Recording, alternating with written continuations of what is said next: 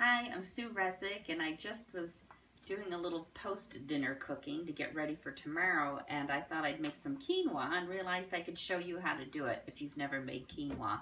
It's very similar to making oatmeal.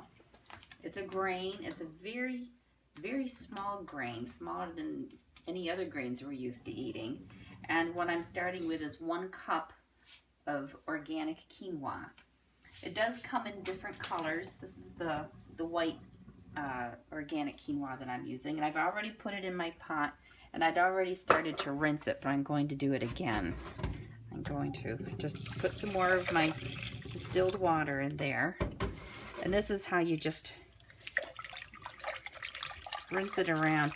Some quinoa comes already washed. It'll say pre-washed. This one is not pre-washed, and if it's not, you see how it's getting bubbles? Those are called saponins. That's actually a kind of natural soap that occurs on the outside of the seed to deter bugs and birds from wanting to eat it. And if we don't wash it, it ends up making the grain taste bitter. So we just want to give that a good rinse. Now, it's hard to find a small sieve. What did I do with my sieve? Oh, here it is.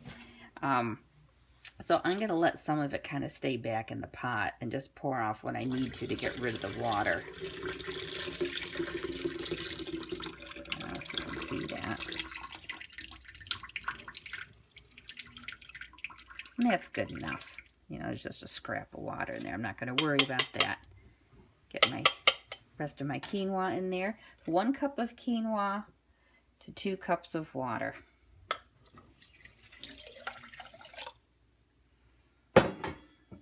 Go, and I'll get the rest of that quinoa down in the water.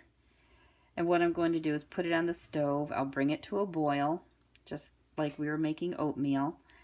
And when it comes up to a boil, I'll put the lid on. I'll turn it down very low, and I set it for 14 minutes. I find that works well.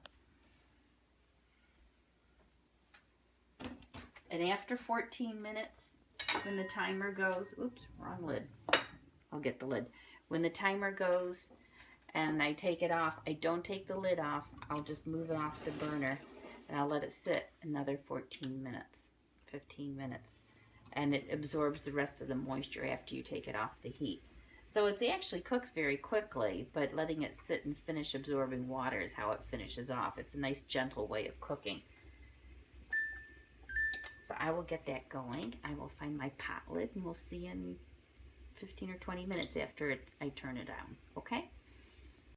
Okay, the 14 minutes it simmered with the lid on, and then I moved it off, and it's been more than 14 minutes, but that's okay as long as it's had time to sit. And I haven't peeked, so I hope it turned out. We're gonna find out together. Oh, and it looks good. Nice and fluffy. Look at that. So you just give it a little stir, fluff it up a little bit. That turned out very nicely. And I'm going to let this cool a little bit, and then I'll put it in the refrigerator.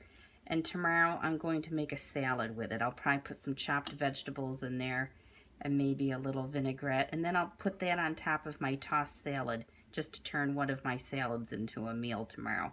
We're allowed to have quinoa once a week, just a nice size serving of it.